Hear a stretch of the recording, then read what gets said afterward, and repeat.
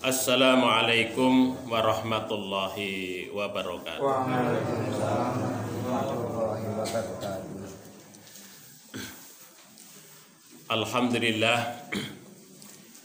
Alhamdulillahilladzi amarna bitaqwallahi wa ta'atih. Asyhadu an la ilaha illallah wahdahu la syarikalah wa asyhadu anna Muhammadan abduhu wa rasuluh. Allahumma sholli wa sallim wa barik ala Muhammad wa ala alihi wa ashabihi wa man tabi'ahum bi ihsani ila yaumil qiyamah. Amma ba'd. Ingkang kawula hormati para pinisepuh, Bapak-bapak, ibu-ibu, hadirin dan hadirat yang insyaallah semuanya dirahmati, diberkahi oleh Allah Subhanahu wa taala. Alhamdulillah, segala puji dan syukur senantiasa kita panjatkan kehadirat Allah Subhanahu wa taala atas segala limpahan nikmat kepada kita bersama, sehingga pada pagi hari ini kita masih diberikan kesehatan. Kita dapat berkumpul bersama dalam rangka untuk memperdalam pengetahuan keagamaan kita. Mudah-mudahan sholawat serta salam senantiasa tercurah kepada junjungan kita Nabi kita Muhammad Sallallahu Alaihi Wasallam beserta keluarga, sahabatnya, dan juga kita semua sebagai umatnya. Bapak Ibu yang dirahmati oleh Allah Subhanahu Wa Taala, kita awali majelis kita dengan sama-sama membaca basmalah. Bismillahirrahmanirrahim. Bapak Ibu yang dirahmati oleh Allah Subhanahu Wa Taala, di dalam kesempatan kali ini saya akan menyampaikan Quran surat Al-An'am ayat 151 sampai 153. Ini terkait dengan jalan, ya, jalan lurus yang dikenalkan oleh Allah Subhanahu wa taala kepada kita semua untuk kita lalui. Kita baca dahulu Bapak Ibu sekalian ayatnya. A'udzu billahi minasy syaithanir rajim. A'udzu billahi minasy syaithanir rajim. Bismillahirrahmanirrahim.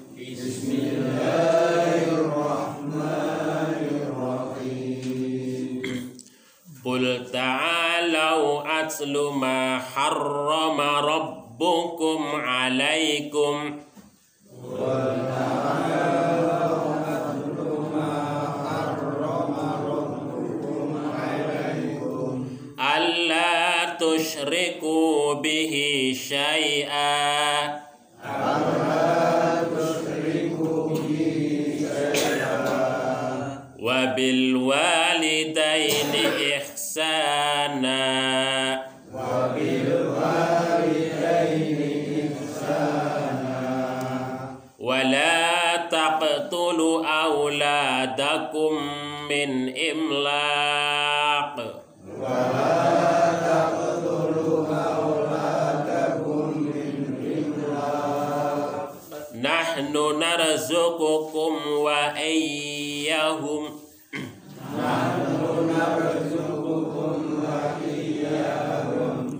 Wa la taqrabul fawahisha ma dhahara minha wa ma batan. Wa la taqrabul fawahisha ma dhahara minha wa ma batan. Wa la taqtulun nafsal lati harramallahu illa bil haqq. Wa la taqtulun nafsal lati harramallahu illa bil haqq. Dzalikum wassaqum bihi la'allakum ta'qilun. Dzalikum wassaqum bihi la'allakum ta'qilun. Wala taqrabu malal yatim. Wala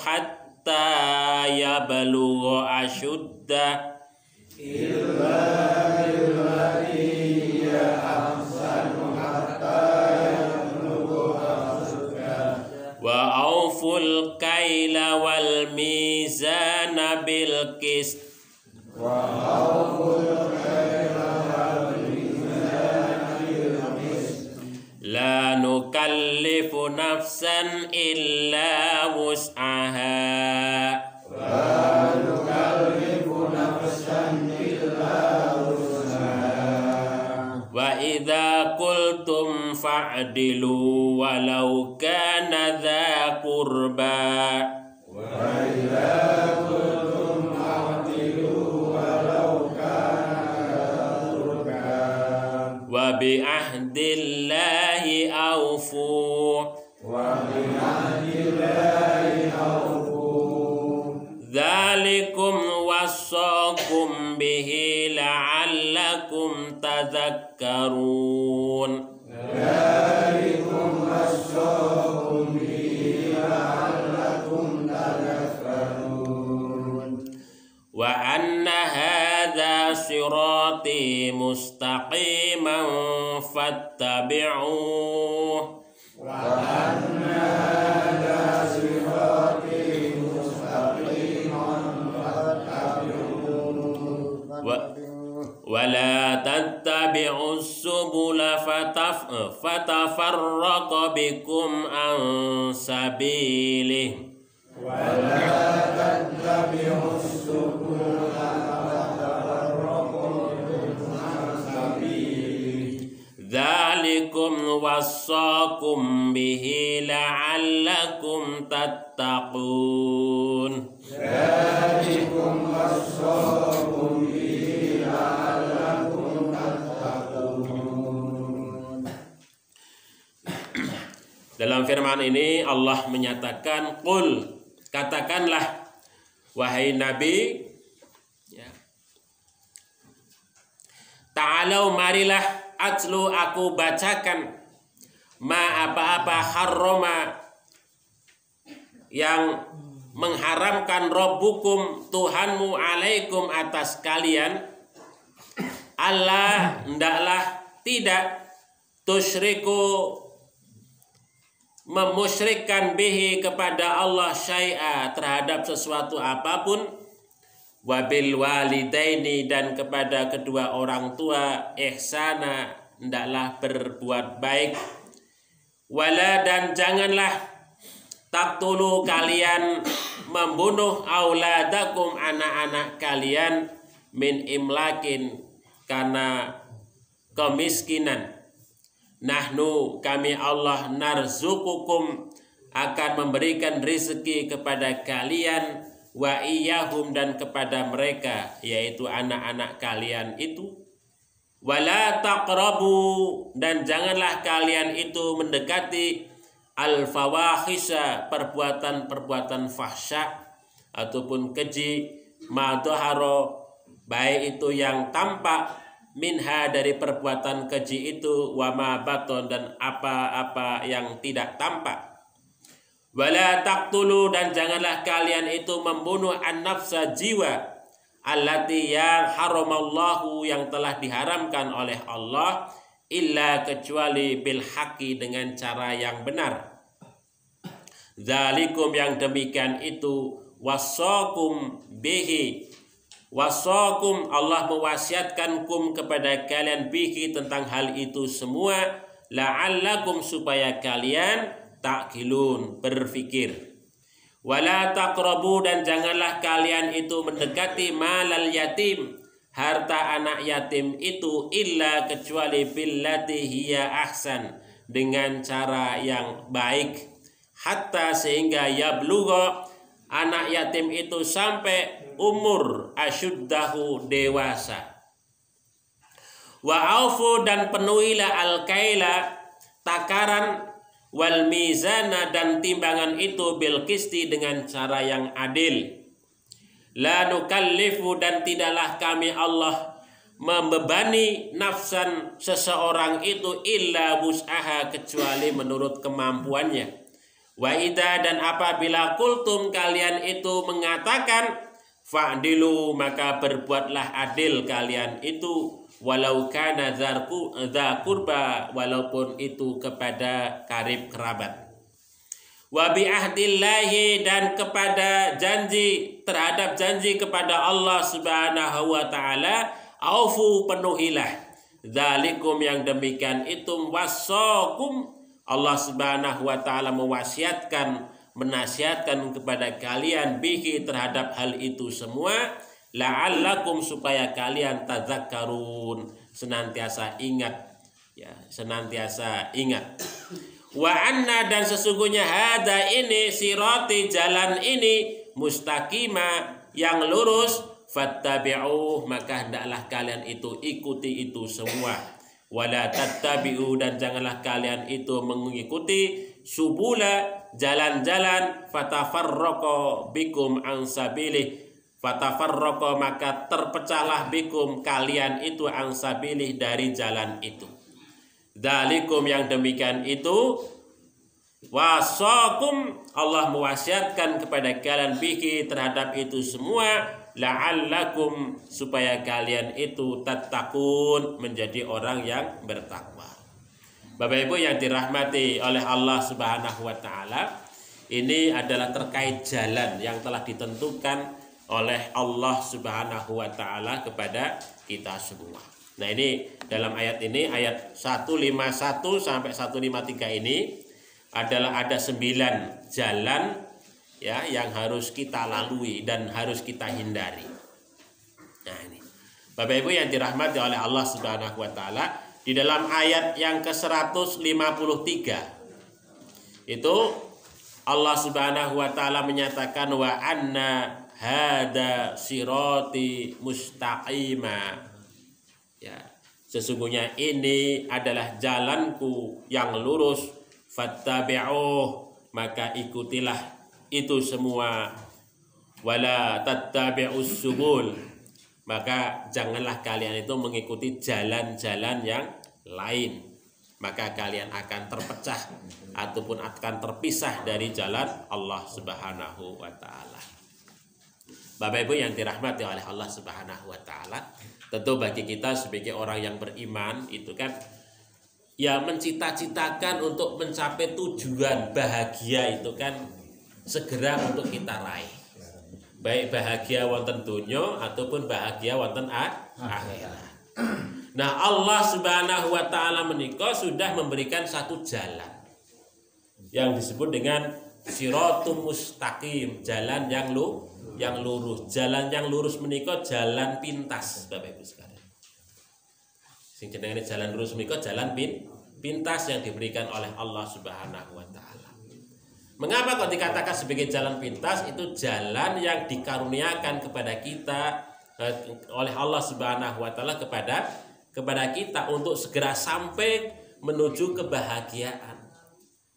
Berbeda dengan jalan lain, jalan melingkar, jalan yang meliuk-liuk begitu, itu akan sangat lama untuk ditempuh. Tetapi kalau syariat Allah, ya syariat Allah yang Allah karuniakan kepada kita itu adalah merupakan jalan pintas yang Allah karuniakan kepada kita. Oleh sebab itu maka beruntunglah kita orang-orang yang beriman ini kemudian mau memperdomani syariat Allah Subhanahu wa taala itu tadi sebagai jalan kita. Karena banyak manusia itu mencari jalan-jalan yang lain, lebih suka yang jalan meliuk-liuk, jalan yang melingkar, yang kemudian ujungnya enggak jelas. Begitu. Tetapi Allah Subhanahu wa taala memberikan jalan tol ibaratnya. Jalan yang lurus kepada kita untuk segera sampai kepada kebahagiaan. Yang kita capaikan wonten niku. Tidak sekedar bahagia wonten dunya tapi juga bahagia wonten akhirat. Nah, inilah syariat Allah Subhanahu wa taala. Maka kalau saya rujuk di dalam tafsirnya Imam At-Tabari yaitu Jami'ul Bayan fi Ta'wilil Quran, ketika beliau menjelaskan kata sirat itu, nah, maksudnya sirat itu adalah jalan, at-thariq, ad-din alladzi irtadahu Allah taala li'ibadihi, yaitu jalan ataupun agama yang diridhoi oleh Allah Subhanahu wa taala yang diperuntukkan oleh para hambanya. Nah, ini yang disebutkan dengan sirat itu tadi. Al-mustaqim, yang dimaksudkan dengan al-mustaqim adalah beliau menjelaskan bahwa yang dimaksudkan dengan al-mustaqim menika tidak bengkok ataupun tidak menyimpang dari kebenaran. Ya, jadi la i'waja 'anil haq. Ya, tidak ada menyimpang, tidak bengkok dari kebenaran. Artinya jalan itu lurus, ya, yang tidak senantiasa selaras dengan syariat Allah Subhanahu wa taala, sesuai dengan aturan Allah Subhanahu wa taala. Itulah yang dinamakan dengan jalan lurus itu. Nah, kalau kemudian kita merujuk kepada tafsirnya Imam Ibnu Katsir, Tafsirul Qur'anil Azim, beliau membawakan satu riwayat, ya, dari dari sahabat Ibnu Mas'ud radhiyallahu anhu. Ketika beliau memahami makna dari kata sirat atau sirat mustaqim menika. Nah, dalam riwayat sahabat Ibnu Mas'ud ini diceritakan ketika Rasul Shallallahu Alaihi Wasallam suatu ketika beliau itu membuat garis dengan tangannya, membuat garis. Kata Rasul Shallallahu Alaihi Wasallam, hada sabilullah, ini adalah jalan Allah.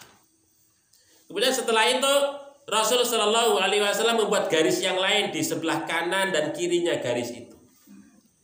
Kemudian Rasul Shallallahu Alaihi Wasallam menyatakan ini adalah jalan yang dilalui oleh setan, di mana setan itu akan senantiasa mengajak manusia untuk melalui jalan itu.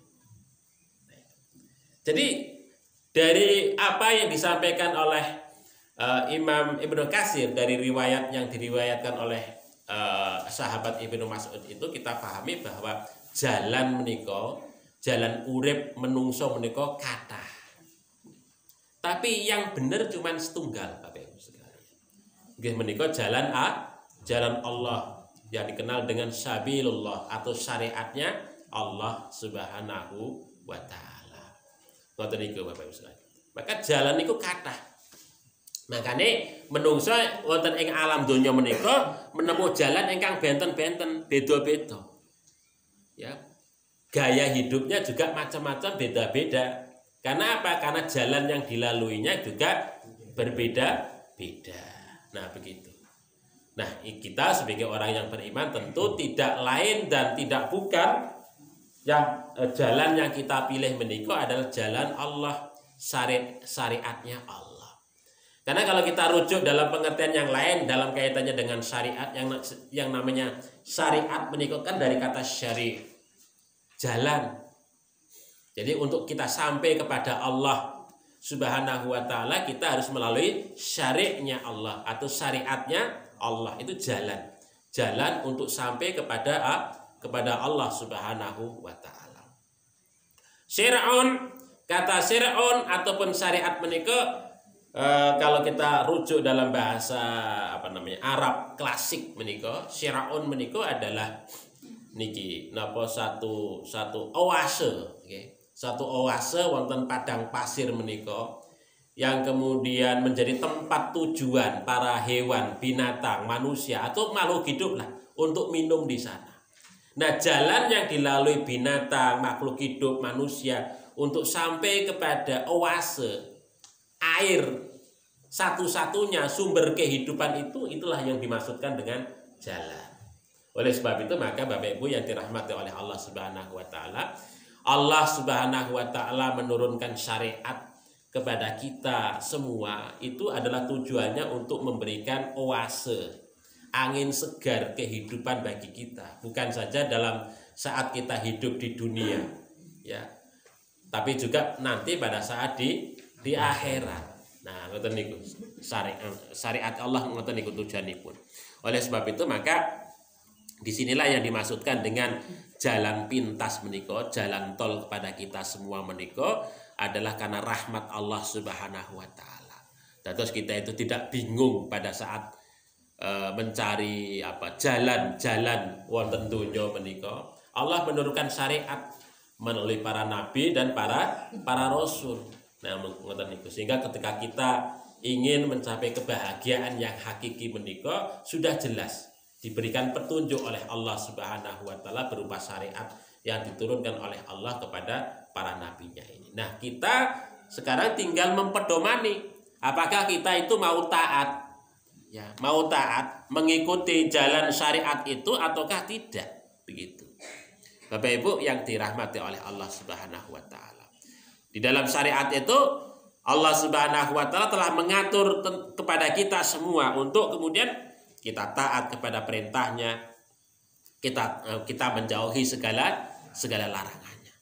Dan kita ketahui bersama Bapak-Bapak, Allah menika sangat pecemburu. Sangat pecemburu kepada kita orang manusia menika ketika kita sebagai manusia, sebagai hambanya menika tidak mentaati segala apa yang telah ditentukan oleh Allah Subhanahu wa taala. Itu sangat pecemburu sekali. Ini ada salah satu sabdanipun Kanjeng Nabi Muhammad sallallahu alaihi wasallam saking sahabat Abu Hurairah. Diriwayatkan sahabat Abu Hurairah. Rasulullah itu menyatakan innallaha ta'ala yaghar. Sesungguhnya Allah Subhanahu wa taala menika pencemburu.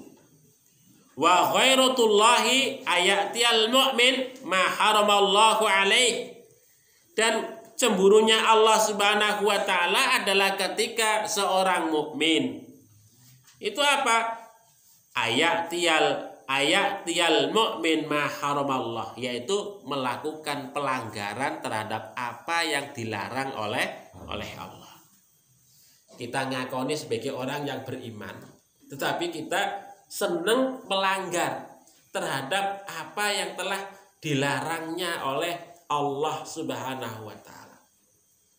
Itu Allah mboten suka sekali, tidak suka kepada kita, ya.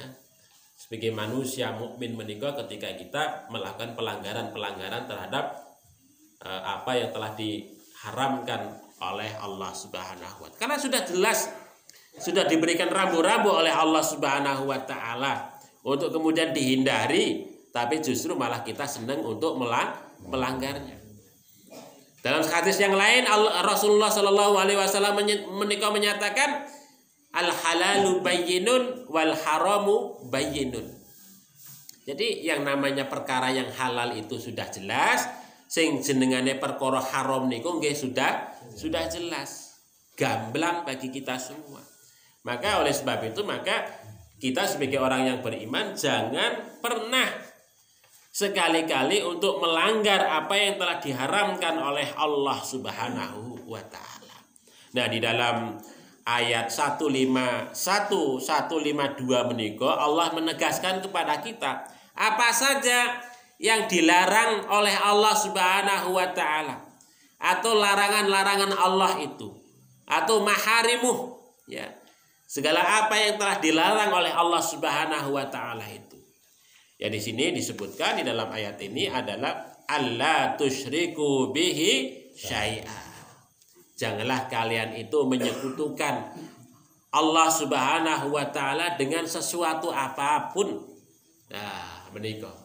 Jadi perbuatan syirik menika adalah perbuatan yang paling tidak disukai. Nah, saya membaca satu kitab yang ditulis oleh Imam Az-Zahabi, Bapak Ibu sekalian. Ya, Imam Syamsuddin Az-Zahabi, yaitu kitabnya itu judulnya Al-Kabair. Beliau menempatkan dosa syirik menika dosa sebagai dosa nomor 1. Ya. Artinya dosa yang paling besar nomor setunggal menika. Terus jangan sekali-kali kita melakukan pelanggaran terkait dengan kesyirikan, kemusyrikan menika. Kita harus hati-hati. Makanya di dalam banyak ayat Al-Quran, Bapak Ibu sekalian, yang namanya dosa syirik menika diingatkan secara terus-menerus oleh Allah. Dan paling banyak di dalam ayat Al-Quran itu paling banyak Allah itu mengingatkan tentang dosa syirik menika. Ya, paling banyak mengingatkan untuk kita berhati-hati untuk tidak melakukan kesyirikan. Nah, menika. Terus syariat agama yang diturunkan oleh Allah kepada Kanjeng Nabi Muhammad SAW dalam rangka untuk ini mengoreksi i'tiqad, keyakinan yang keliru tentang Allah Subhanahu wa taala, untuk mengembalikan kepercayaan kita kepada kepercayaan tauhid. Menikah percayaan tauhid. Maka hati-hati betul Bapak Ibu sekalian ketika kita beramal, ya beriktikad, berkeyakinan, itu jangan sampai kita melakukan dosa syirik menikah, karena ini adalah perbuatan dosa yang sangat besar. Innallaha yaghfiru ya maduna, innallaha la yaghfiru ayyushraka bihi wa yaghfiru maduna dzalika liman yasha.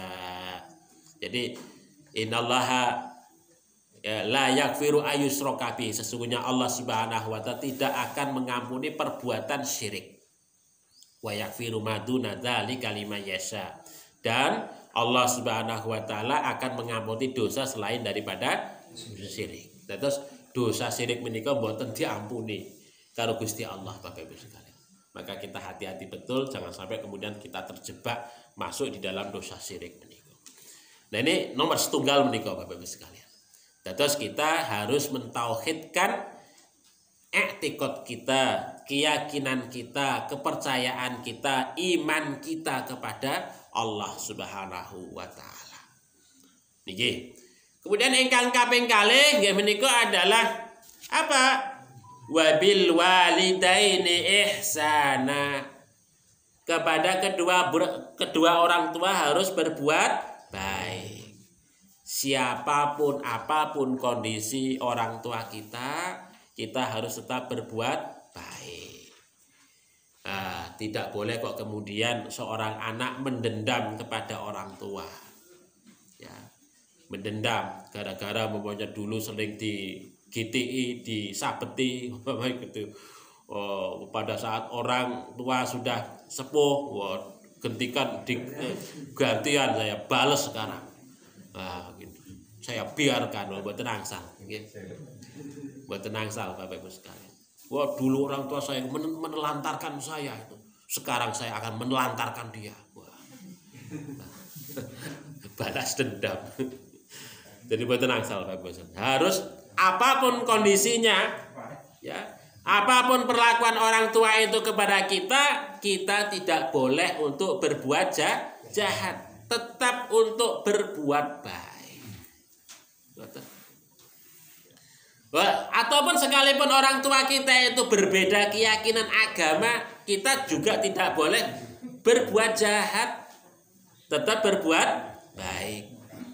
Ngoten niku Bapak Ibu sekalian. Itu kan kalau kita baca banyak kisah terjadi ngoten niku. Nabiullah Ibrahim kepada orang tuanya Azar atau pamannya Azar.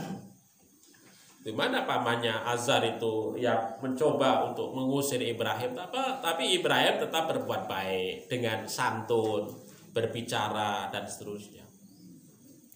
Kanjeng Nabi Muhammad SAW dengan apa?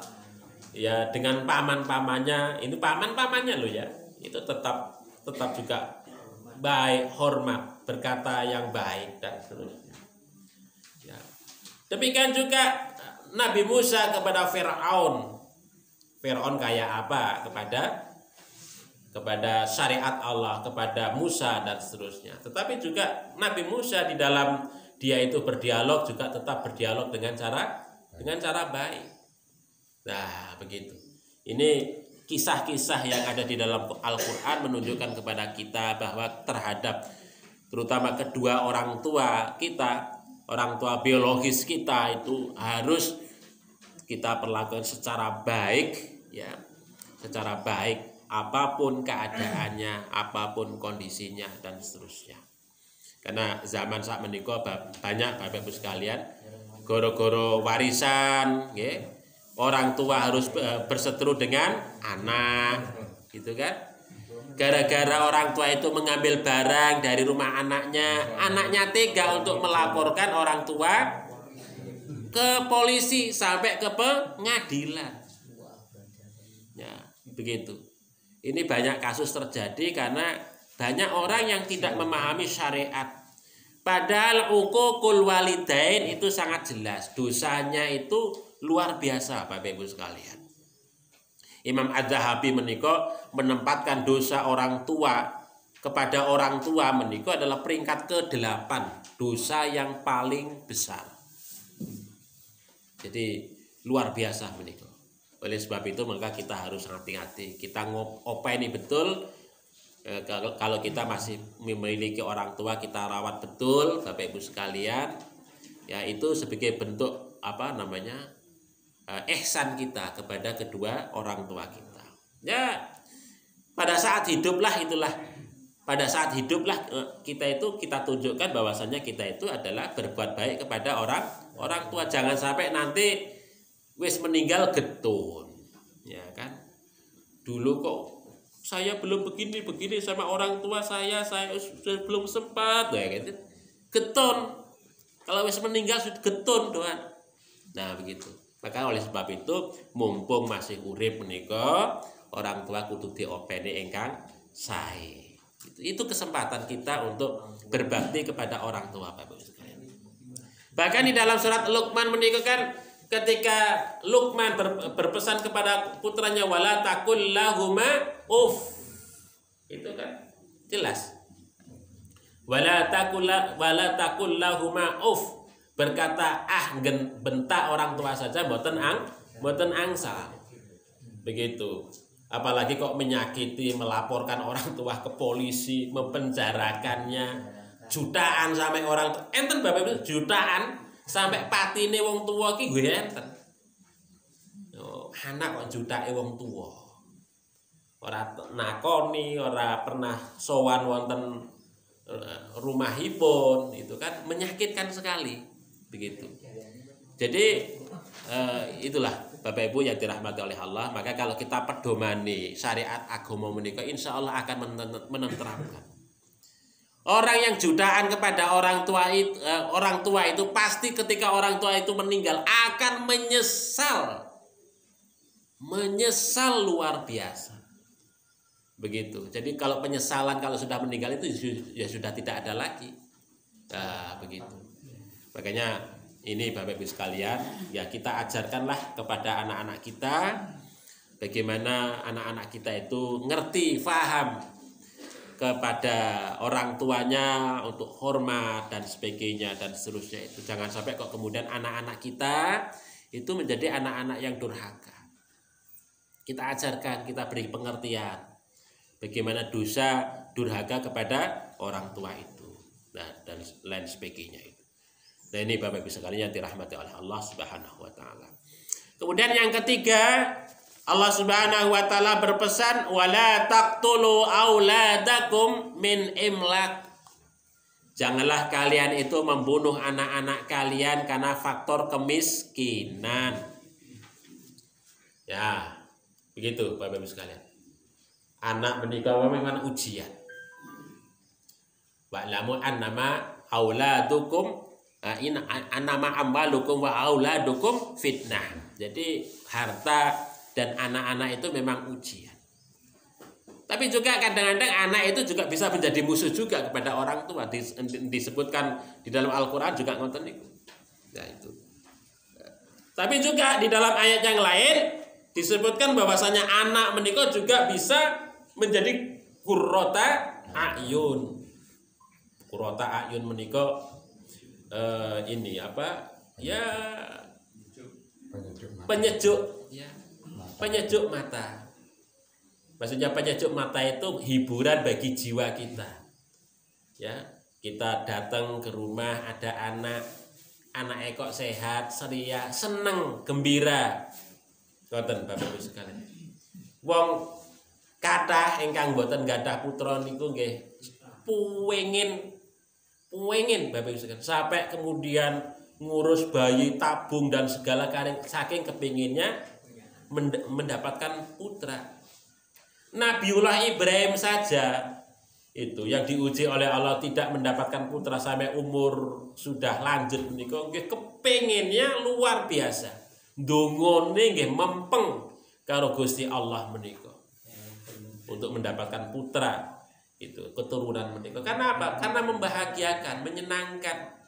Oleh sebab itu maka ketika ada orang diberikan anak, malah anak itu dibunuh, dibuang, disia-sia dan seterusnya. Itu kan banyak terjadi ngoten Bapak Ibu sekalian. Nah, ini di sini syariat ini memberikan perlindungan kepada anak. Ya, memberikan perlindungan kepada anak-anak itu adalah masa depan. Kehidupan masa depan dilindungi oleh syariat itu. Supaya anak itu tetap hidup, wala taqtulu auladakum min imlakin. Bukan hanya gara-gara faktor miskin, faktor gak punya, ya rela hati anak itu disia-siakan. Kalau tidak mampu sudahlah dititipkan panti asuhan saja. Sekarang banyak panti asuhan, ya Muhammadiyah banyak memiliki panti asuhan. Kalau tidak mampu ngurus, biarlah panti asuhan yang ngurus, biar anak itu nanti memiliki kemandirian, bisa hidup dengan masa depannya. Karena kehidupan kita tentu berbeda dengan anak-anak itu. Ya, berbeda dengan anak-anak kita ya ke depannya menikah. Biarlah anak-anak itu memiliki masa depannya yang cerah sendiri begitu. Jangan kita bayangkan dengan kehidupan kita Bapak Ibu sekalian. Kalau kehidupan kita saat ini payah, jangan kita membayangkan anak-anak kita itu memiliki kehidupan yang payah yang serupa. Tetapi anak itu memiliki jalan yang berbeda dengan kita. Waktunya, masanya sudah berbeda dengan kita. Cita-citanya, keinginannya juga berbeda dengan kita. Oleh sebab itu maka kita sebagai orang tua adalah harus ya paling tidak memfasilitasi anak itu bagaimana tumbuh kembangnya. Jangan sampai kita menyia-nyiakannya, membunuh masa depannya. Kita harus banyak memberikan harapan-harapan kepada anak-anak itu. Sehingga kemudian anak-anak itu bisa berhasil. Walaupun kita dalam kondisi yang tidak punya Bapak Ibu sekalian. Jangan kita bayangkan, wah nanti anak saya gimana. Kita berikan motivasi anak-anak itu untuk tumbuh, untuk memiliki cita-cita besar. Kita nggak tahu kalau anak-anak itu nantinya, ya siapa tahu dari momennya kita sebagai orang petani, orang tuanya yang petani, tapi anak kita nggak tahu. Ibaratnya anak itu seperti anak panah yang melesat itu Bapak Ibu sekalian. Nggak ngerti itu. Maka kita harus berikan harapan-harapan, bercita-cita dan seterusnya itu, sehingga kemudian dia termotivasi sendiri untuk menemukan jalannya, untuk menemukan masa depannya. Jangan sampai kemudian anak-anak kita itu diberikan harapan-harapan yang palsu, kosong dan seterusnya itu. Tapi kita motivasi mereka itu kemudian nantinya bisa dia itu bersemangat dengan kemampuan pikirnya, tenaganya untuk meraih apa yang ia cita-citakan itu. Nah, ini kita sebagai orang tua ngoten niku Bapak Ibu sekalian. Terus kita memfasilitasi anak-anak itu. Apalagi kalau kita memiliki kecukupan, kita anak-anak kita sekolahkan, kita kuliahkan, ya dan lain sebagainya itu sebagai salah satu cara untuk kemudian mengantarkan anak-anak kita itu untuk meraih masa depannya. Ya iman karo Gusti Allah sing mempeng, kemudian memiliki keterampilan duniawi juga yang baik. Itu salah satu cara kita sebagai orang tua untuk mengantarkan anak-anak. Jangan sampai kok kemudian kita malah membunuh mereka, membunuh masa depannya dan seterusnya. Nah, ini Allah Subhanahu wa taala memberikan perlindungan kepada anak-anak kita itu sedemikian rupa. Karena zaman dulu Bapak Ibu sekalian, kalau kita ingat bagaimana pada masa jahiliyah begitu ya. Banyak anak-anak itu yang tidak mendapatkan harapan karena faktor kondisi ekonomi. Maka di dalam ayat Al-Qur'an itu kan diceritakan tentang anak yatim itu, tentang anak yatim yang pada umumnya adalah karena tidak memiliki orang tua, yang pada umumnya adalah tidak memiliki harapan. Begitu. Diceritakan tentang anak yatim. Yang cerita tentang anak yatim itu adalah tujuannya adalah dalam rangka untuk memberikan kepedulian kepada kita semua terhadap anak-anak yatim itu. Demikian juga kalau kita lihat kisah masa jahiliyah itu, ketika Umar ibn al-Khattab radhiyallahu an sampai rela mengubur putrinya begitu. Kenapa? Karena faktor kehormatan, Bapak Ibu sekalian. Jadi orang tua rela membunuh anaknya karena faktor kehormatan. Saat ini di dunia modern itu masih, Bapak Ibu sekalian. Di kawasan India, di sana itu masih. Jadi rela orang tua itu membunuh putrinya. Ketika putri itu kok kemudian menjalin hubungan asmara, jatuh cinta kepada kasta yang lebih rendah. Nah itu, umpamanya kasta satria. Kok nikah, jatuh cinta dengan kasta dalit. Wah, orang tua itu rela untuk membunuh putrinya itu. Nah itu terjadi ngoten niku Bapak Ibu. Karena faktor kehormatan itu keluarga orang tua itu rela untuk membunuh putranya. Itu masih banyak terjadi pada era sekarang. Nah ini mengerikan Bapak Ibu. Oleh sebab itu di sini syariat itu memberikan satu perlindungan kepada anak-anak ya. Karena memang realitasnya manusia itu kadang-kadang buta hati, ya buta mata. Ya ngoten niku. Sehingga kemudian disinilah syariat menuntun kita supaya jalan kita itu terang, ngerti aturan menika, diberi informasi oleh Allah Subhanahu wa taala. Jangan sampai kok kemudian kita itu menyia-nyiakan anak kita.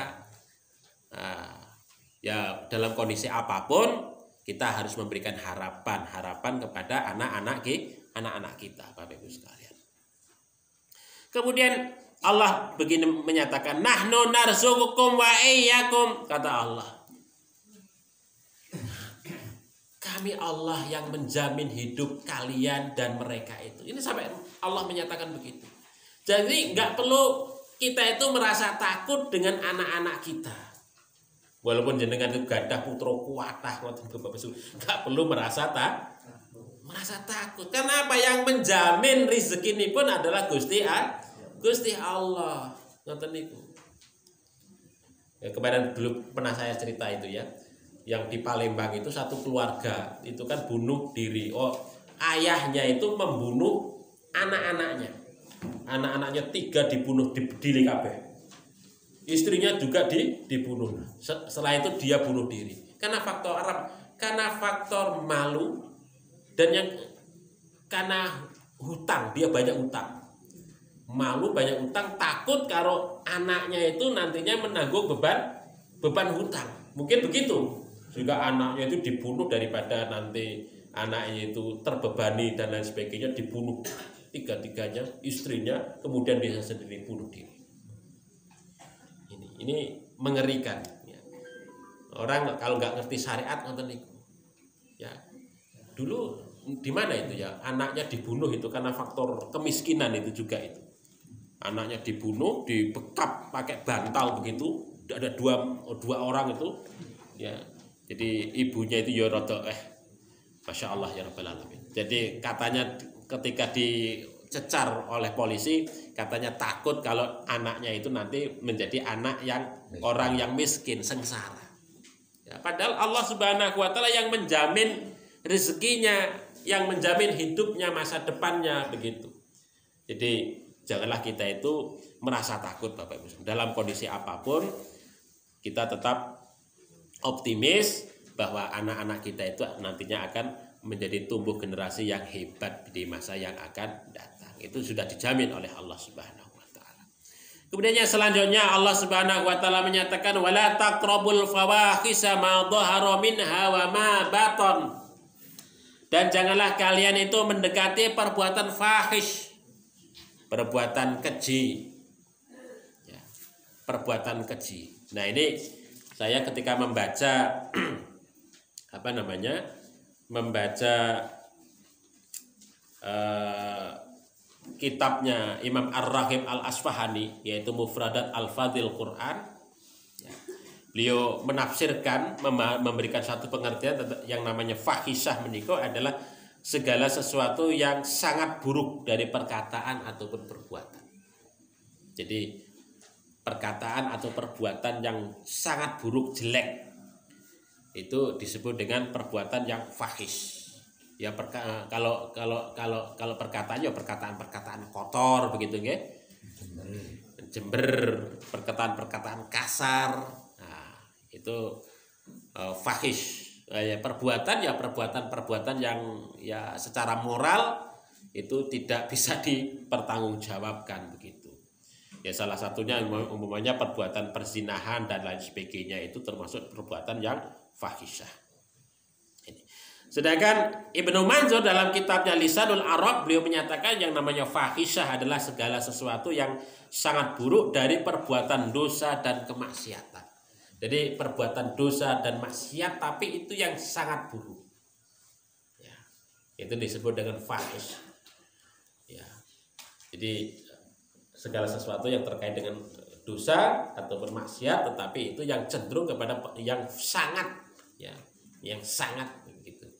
Itu menurut Lisanul Arab. Tapi intinya begini Bapak Ibu bahwa apapun baik itu menyangkut tentang perkataan, perbuatan ataupun yang lain-lain gitu ya. Intinya itu adalah perbuatan dosa. Perbuatan dosa. Perbuatan pelanggaran kepada syariat Allah Subhanahu wa taala. Oleh sebab itu di sini Allah menyatakan ma dhahara minha wa ma baton. Apakah itu dilakukan secara terang-terangan ataukah secara sembunyi-sembunyi sama saja. Tidak boleh untuk kemudian dilakukan tetapi kita harus menghindarinya. Begitu. Makanya di sini Allah menyatakan itu wala taqrabu, janganlah kalian itu mendekati. Jangan sampai dekat, apalagi kok melakukannya itu nggih. Jangan sampai dekat-dekat dekat-dekat aja mboten angsal, apalagi kok melakukannya. Begitu. Makanya kalau ada orang kok ngomongnya rada jelei ngoten nggih, ditinggalke mawon. Nyuwun sewu, saya ada urusan. Jadi ngoten mawon, berarti nyuwun sewu saya ada urusan. Kita tinggal aja itu. Kalau kita dengarkan kita malah ikut-ikutan, nanti ikut mendengarkan malah lama-lama menjadi kebiasaan. Terus kali lawi itu caranya buat. Karena jelas ini firman Allah adalah wala taqrabu, jangan kalian itu dekat begitu. Dekat. Kemudian yang selanjutnya Bapak Ibu sekalian adalah tidak membunuh orang. Nah, ini ya. Tidak membunuh orang, tadi membunuh anak-anak ya. Jadi membunuh orang. Nah, ini termasuk perbuatan dosa level kedua terbesar Bapak Ibu sekalian. Jadi dosa besar level 2 itu membunuh orang tanpa hak. Nah, begitu. Ini hukumannya sangat luar biasa kalau menurut syariat. Nggih menika kisos. Hukuman mati dibalas hukum mati, kisos. Kecuali ahli warisnya itu adalah memaafkan. Jadi nggak main-main menika. Jadi yang namanya nyawa manusia itu dijamin oleh syariat. Nyawa manusia tidak boleh dipermainkan seenaknya. Nyawa manusia itu harus dijaga dan dihormati. Yang berhak untuk mencabut nyawa itu hanya Allah. Manusia tidak berhak untuk mencabut nyawa seseorang. Nah, begitu. Makanya hukumannya sangat berat sekali menika Bapak Ibu sekalian. Illa bil haq, kecuali dengan hak. Maksudnya dengan hak itu apa? Ya membunuh orang itu karena faktor hukuman. Umpamanya polisi ataupun mengeksekusi penjahat. Nah, itu namanya membunuh orang. Dia itu kan membunuh ya. Karena dengan pistolnya, dengan senjatanya itu karena apa? Karena hak. Karena dia telah melakukan kejahatan dan diputus oleh pengadilan harus dibunuh. Maka dia sebagai eksekutornya. Artinya dia itu membunuhnya dengan cara yang benar, yang hak. Selain daripada itu tidak boleh. Ya, tidak boleh. Kita sebagai orang biasa mboten angsal. Ya maksudnya yang bil haq menika adalah aparat yang bertugas dalam rangka untuk mengeksekusi seorang penjahat yang terbukti melalui sidang pengadilan. Begitu. Itu kalau begitu memang ada syariatnya, ada tuntunannya begitu. Tapi bagi kita semua dilarang betul. Untuk melukai saja nggak mboten angsal kok. Melukai seseorang itu. Apalagi kok sampai membunuh itu, menyakiti seseorang saja tidak boleh, apalagi membunuh gitu. Hukumannya sangat berat. Dan kalau dikalkulasi menikah kan hukumannya itu kan berapa menikah? 100 ekor onta. Itu kalau dimaafkan. Jadi kalau seseorang itu membunuh seseorang, keluarganya memaafkan, maka kemudian hukumannya itu diganti dengan denda ataupun diat 100 ekor onta. Kalau 1 ekor onta menikah harganya 70 juta, 100 ekor onta berarti 7 miliar. Jadi orang yang membunuh menikah harus membayar cash 7 miliar. Nah, ngoten niku. Jadi mboten main-main Bapak Ibu sekalian. Itu syariat menjaga nyawa menungso menika begitu rupa. Supaya apa? Supaya kita itu takut untuk melakukan penganiayaan, untuk apalagi melakukan pembunuhan kepada seseorang itu karena sangat berat. Ya, bisa dihukum mati, dibunuh itu tadi. Ya, kalaupun tidak dimaafkan oleh keluarganya, maka dendanya juga sangat berat. 100 ekor onta. Nah, begitu. Ini syariat di dalam menjaga nyawa manusia itu begitu rupa Bapak Ibu sekalian. Kemudian yang keenam, tidak mengusik harta anak yatim. Nah ini, ya, wala taqrabu malal yatim. Janganlah kalian itu mendekati harta anak yatim. Dalam ayat yang lain itu memakan harta anak yatim secara zalim. Nah itu. Karena begini, ini ada satu cerita Bapak Ibu sekalian. Dulu pada masa jahiliyah, jadi orang-orang menikahi janda. Itu karena apa? Karena ingin harta anak yatimnya itu, memanfaatkan harta anak yatim. Nah begitu. Maka disinilah Allah Subhanahu Wa Taala itu sampai ngeten iki ngomong wonten surat An-Nisa menika. Saking mengingatkan kepada kita semua. Ya, karena situasinya begitu sampai gini. Fankihu ma tobalakum minan nisa'i masna wa sulasa wa ruba. Ya itu. Jadi nikahilah wanita-wanita itu 2, 3 atau 4. Ya itu sebenarnya sebelumnya itu ada peringatan Allah Subhanahu Wa Taala terkait dengan larangan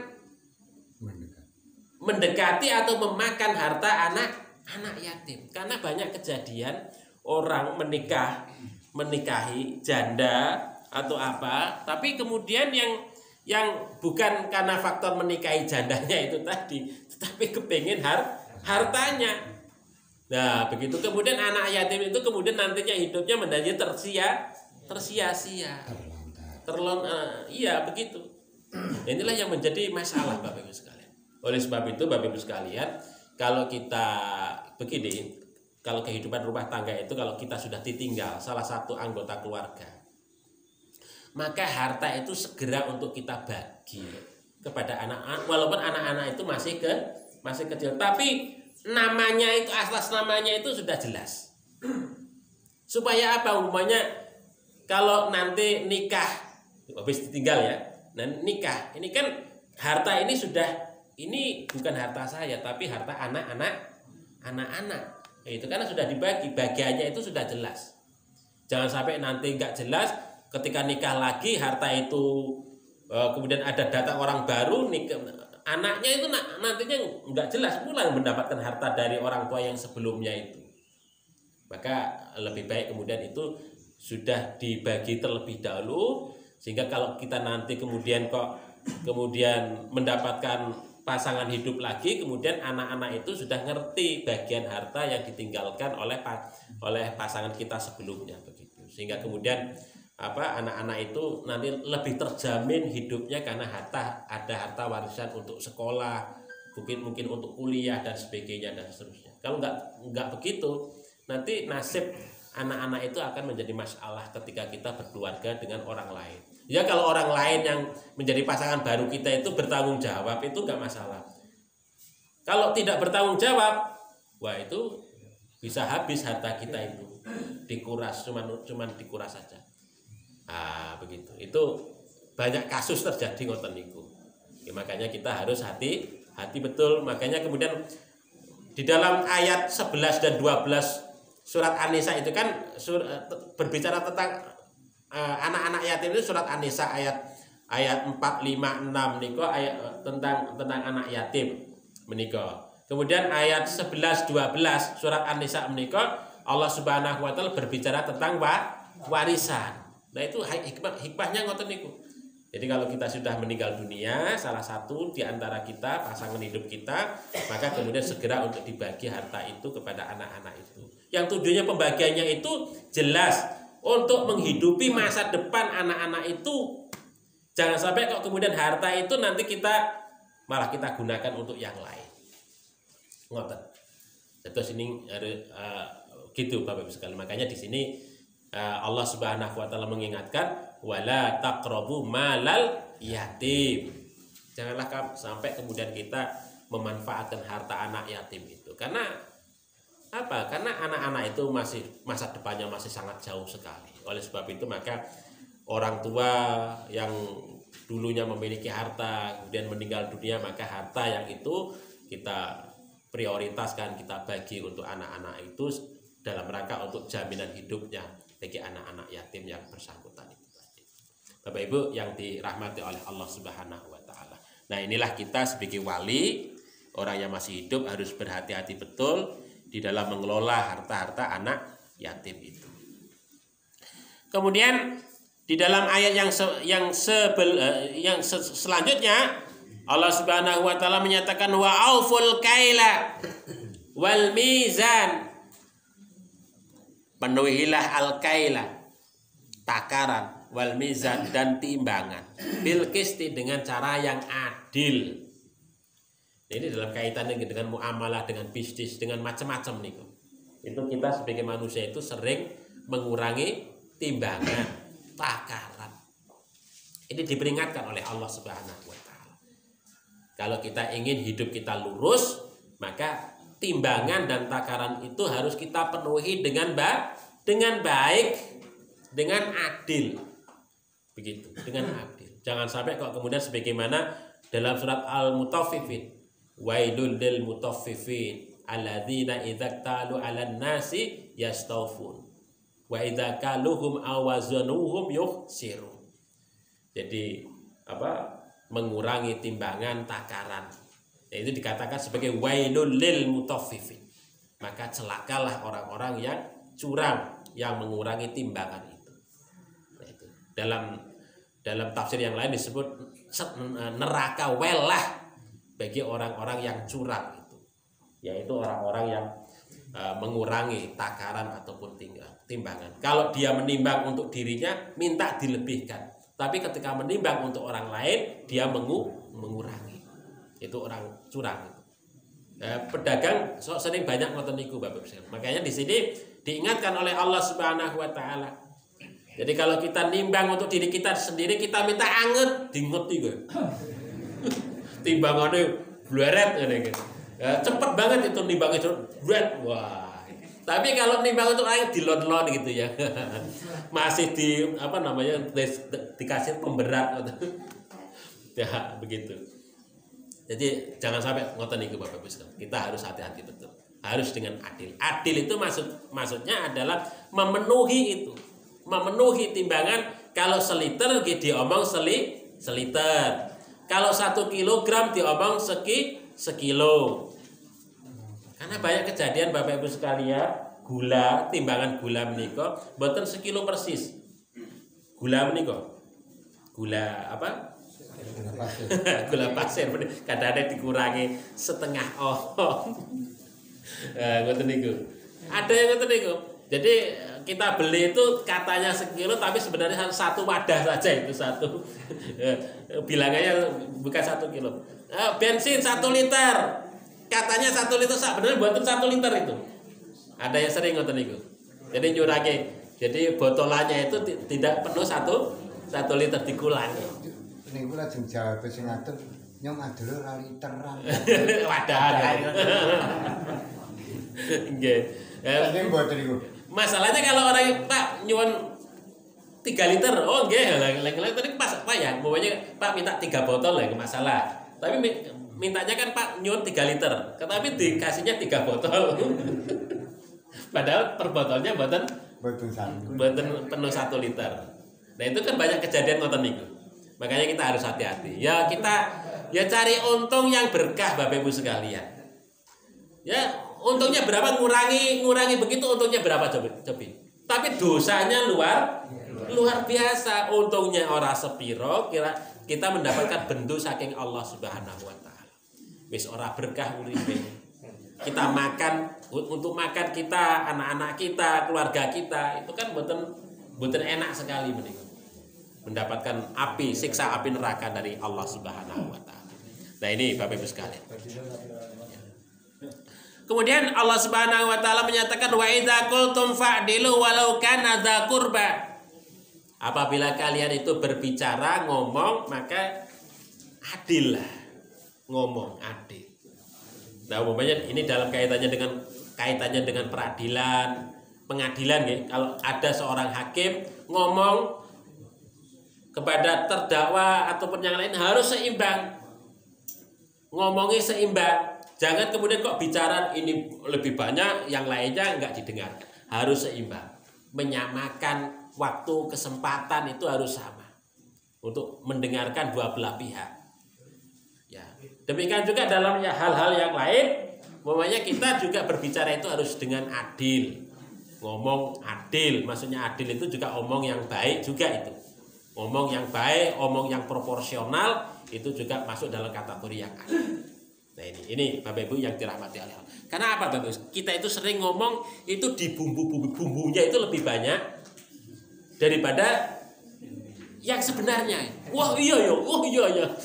Dibumbui yang akeh-akeh ngoten lho. Kompornya lebih gede. Kompornya lebih besar daripada yang sebenarnya. Nah, begitu. Ya itulah yang sering sekali membuat orang itu emosi. Padahal kenyataannya itu gak sebegitu, tapi karena kompornya yang lebih besar itu yang kemudian menjadi umum banyak emosi itu. Nah itu, maka kita ngomong itu harus adil betul Bapak Ibu sekalian. Karena apa? Karena itu ya bahaya sekali kalau menyangkut tentang kehidupan sosial itu.